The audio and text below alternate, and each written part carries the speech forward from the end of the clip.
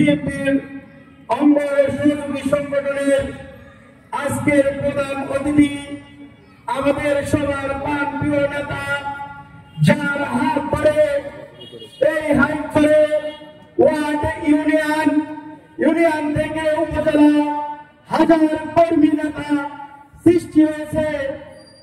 আমাদের মাঝে উপস্থিত রয়েছেন জনাব মোহাম্মদ মাজারুল ইসলাম শফিক ভাই, বিপ্লবীয় সাধারণ সম্পাদক, হাইমচর উপজেলা বিএনপি। আরো উপস্থিত রয়েছেন জনাব মোহাম্মদ মিজানুর রহমান শেখ, সহসভাপতি, হাইমচর উপজেলা বিএনপি।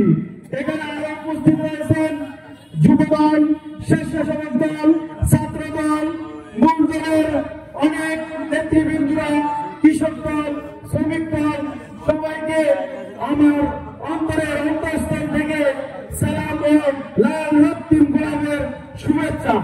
প্রিয় সংগ্রামী ভাইয়েরা, আপনারা জানেন লাস্ট 17টি বছর এই ফ্যাসিস্ট হাসিনা কি জ্বালাতন করেছে। আপনারা ভুলে গেল, আমরা ভুলবো না। হয়তো আমি একজন প্রবাসী, আমি দেখেছি মানুষের কষ্ট, আমি দেখেছি মানুষের আহাজারি। গত ডিসেম্বর থেকেই আমাদের নেতা কর্মীরা এই অঞ্চলে বিভিন্ন জায়গায় পলাতন রয়েছিল, বিভিন্ন জায়গায় রাত্র হলে বাসায় বাড়িতে থাকতে পারত না।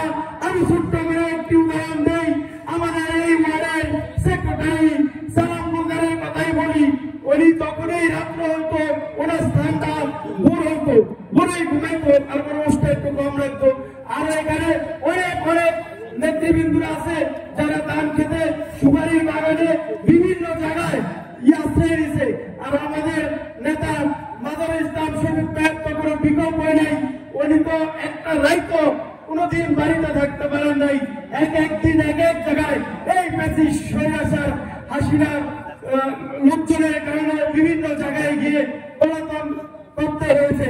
তাই আমরা এর জবাব আগামী নির্বাচনে দিব।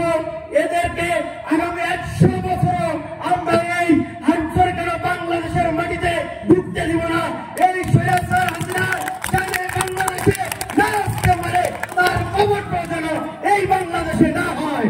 তার বাবা এই দেশে মারা গেছিল, 15 জন হয়েছিল, তার সে যেন একজনও না হয়। ইনশাল্লাহ আমি আমার